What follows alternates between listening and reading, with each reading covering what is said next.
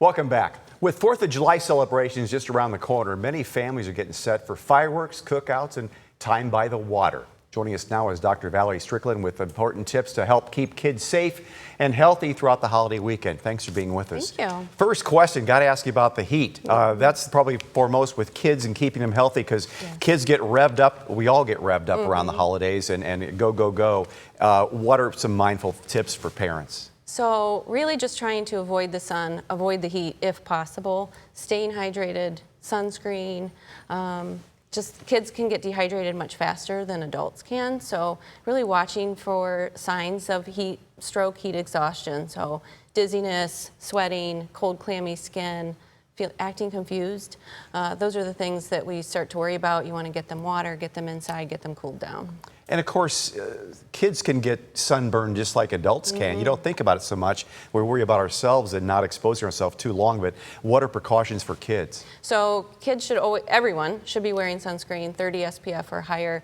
Reapply every hour, especially if you're in the water and it's washing off. So always, and try to stay out of the sun. Try to wear protective clothing or just avoid the sun in general. What are some mindful tips for the 4th of July celebrations if you've got kids? So just some things to be aware of. I would think heat, obviously that, but I suppose it brings into play fireworks. Yes, so 4th of July is a fantastic holiday.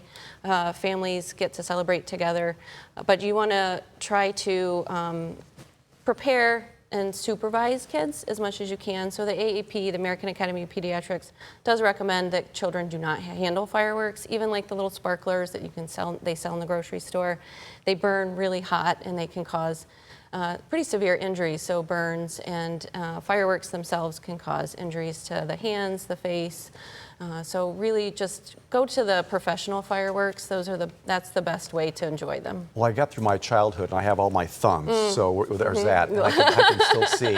What are some common injuries aside from fireworks that you might see this time of year? So families are enjoying water. So we also see, unfortunately, drowning or near drowning. Best thing is to supervise kids in the water. Even if they seem to be really strong swimmers, you should still be within arm's reach of children at all times when they're in the water. If they're not strong swimmers, they should be wearing life jackets at all times too. Back to fireworks, kids are curious. So, I mean, if the adults do have some fireworks that they bought, and everybody's gathering around, they want to watch them set off, but there's a fine line between them getting too close and being close enough to get comfortable around them and not be too curious, so next time they do something really not smart. Right, so you want to keep them as far away as possible so that we want you to enjoy the 4th. We don't want you to be in the ER with injuries. Also, remember, fireworks are really loud, so you want to wear ear protection at all times too. But this time of year is just so many fun activities for families to do.